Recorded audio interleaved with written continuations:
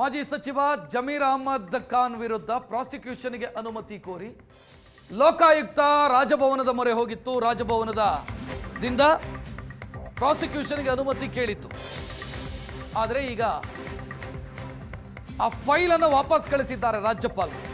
ಅಂದ್ರೆ ಅನುಮತಿ ಕೊಡಲ್ಲ ಅಂತಲ್ಲ, ಕನ್ನಡದಲ್ಲಿದೆ, ಇದನ್ನ ಇಂಗ್ಲಿಷ್ಗೆ ಟ್ರಾನ್ಸ್ಲೇಟ್ ಮಾಡಿಕೊಡಿ, ಭಾಷಾಂತರ ಮಾಡಿಕೊಡಿ, ಕನ್ನಡದಲ್ಲಿರುವಂಥ ಕಡತಗಳನ್ನ ಇಂಗ್ಲಿಷ್ಗೆ ಭಾಷಾಂತರಿಸಿ ನನಗೆ ವಾಪಸ್ ಸಲ್ಲಿಸಿ ಅಂತ ರಾಜ್ಯಪಾಲರು ಸೂಚನೆಯನ್ನು ಕೊಟ್ಟಿದ್ದಾರೆ. ಅಧಿಕಾರದ ದುರ್ಬಳಕೆ ಮಾಡಿ ಆಸ್ತಿ ಸಂಪಾದಿಸಿದ್ದಾರೆ ಜಮೀರ್ ಅಹಮದ್ ಖಾನ್. 25 ಕೋಟಿ ಅಕ್ರಮ ಆಸ್ತಿಯನ್ನು ಸಂಪಾದಿಸಿದ್ದಾರೆ ಅನ್ನೋದು ಆರೋಪದ ತಿರುಳು ತನಿಖೆಯಾಗಿತ್ತು.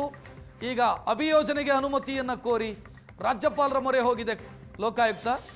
ಪ್ರೊಸೀಜರ್ ಪ್ರಕಾರ, ಕಾನೂನು ಪ್ರಕಾರ ರಾಜ್ಯಪಾಲರ ಅನುಮತಿಯ ಅಗತ್ಯ ಇದೆ ಪ್ರಾಸಿಕ್ಯೂಷನ್ಗೆ. ಹೆಚ್ಚಿನ ಡೀಟೇಲ್ ನೀಡೋದಕ್ಕೆ ನಮ್ಮ ಪ್ರತಿನಿಧಿ ಚೇತನ್ ಫೋನ್ ಸಂಪರ್ಕದಲ್ಲಿ. ಚೇತನ್, ಲೋಕಾಯುಕ್ತಕ್ಕೆ ಏನು ಪ್ರತಿಕ್ರಿಯೆ ಬಂದಿದೆ ರಾಜಭವನದಿಂದ?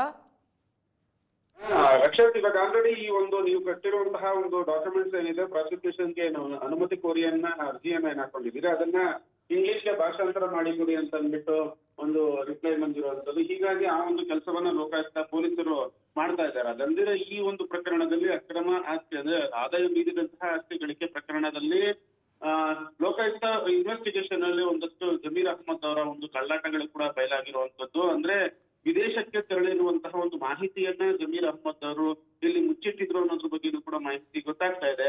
ಇಡೀ ತನ್ನ ಲೈಫ್ ನಲ್ಲಿ ಕೇವಲ 3 ಬಾರಿ ಮಾತ್ರ ನಾನು ವಿದೇಶ ಪ್ರಯಾಣ ಮಾಡಿದ್ದೆ ಅಂತ ಅಂದ್ಬಿಟ್ಟು ಅಲ್ಲಿ ಒಂದು ಮಾಹಿತಿಯನ್ನ ಕೊಟ್ಟಿರುವಂತದ್ದು. ಆದ್ರೆ ಮಗಳ ಮದುವೆಗೂ ಮುಂಚೆನೆ ಒಂದು ಅಳಿಯನ ದುಡ್ಡಿನಲ್ಲಿ ವಿದೇಶ ಪ್ರಯಾಣ ಅಂತ ಅಂದ್ಬಿಟ್ಟು ಅವರು ಮಾಹಿತಿಯನ್ನ ಕೊಟ್ಟಿದ್ರು. ಆದ್ರೆ ಈ ಬಗ್ಗೆ ಒಂದಷ್ಟು ದಾಖಲೆಗಳು ಎಲ್ಲವನ್ನು ಕೂಡ ಲೋಕಾಯುಕ್ತ ಅಧಿಕಾರಿಗಳು ಪಡ್ಕೊಂಡಿರುವಂತದ್ದು. ಒಟ್ಟು 20ಕ್ಕೂ ಹೆಚ್ಚು ಬಾರಿ ವಿದೇಶ ಪ್ರಯಾಣ ಮಾಡಿರೋದು ಕೂಡ ಬೆಳಕಿಗೆ ಬಂದಿದೆ. ಅದಲ್ಲದೆ ಈ ಬಗ್ಗೆ ಏರ್ಲೈನ್ಸ್ ಕಂಪನಿಗಳಿಗೂ ಕೂಡ ಮಾಹಿತಿಯನ್ನ ಕೇಳಿದ್ರು, ಅಲ್ಲಿಂದಲೂ ಕೂಡ ಒಂದು ರಿಪ್ಲೈ ಬಂದಿರುವಂತದ್ದು. ಸದ್ಯಕ್ಕೆ ರಾಜ್ಯಪಾಲರ ಅಂಗಲ್ಲಿ ಲೋಕಭವನದ ಅಂಗಳಕ್ಕೆ ಒಂದು ಪ್ರಾಸಿಕ್ಯೂಷನ್ ಕೋರಿ ಒಂದು ಲೋಕಾಯುಕ್ತ ಅನುಮತಿಯನ್ನ ಕೋರಿದ್ರು. ಇದೀಗ ಭಾಷಾಂತರ ಮಾಡಿ ಅದನ್ನ ಮತ್ತೆ ಪುನಃ ಕೊಡಿ ಅಂತ ಅಂದ್ಬಿಟ್ಟು ಹೇಳಿರುವಂತದ್ದು. ಒಟ್ಟಾರೆ ಏನಾಗುತ್ತೆ ಈ ಒಂದು ಪ್ರಕರಣದಲ್ಲಿ ಅನ್ನೋದನ್ನ ಕಾದ್ ನೋಡ್ಬೇಕಾಗತ್ತೆ. ಬಹುತೇಕ ಏನಾದ್ರು ಒಂದ್ ವೇಳೆ ಪ್ರಾಸಿಕ್ಯೂಷನ್ಗೆ ಅನುಮತಿ ಸಿಕ್ಕಿದ್ದೆ ಆಯ್ತಲ್ಲಿ ಅವ್ರ ವಿರುದ್ಧ ಒಂದು ಚಾರ್ಜ್ ಶೀಟ್ ಅನ್ನು ಕೂಡ ಲೋಕಾಯುಕ್ತ ಅಧಿಕಾರಿಗಳು ಸಲ್ಲಿಕೆ ಮಾಡಲಿದ್ದಾರೆ. ರಕ್ಷತ್, ಥ್ಯಾಂಕ್ ಯು ಚೇತನ್ ಮಾಹಿತಿಗೆ.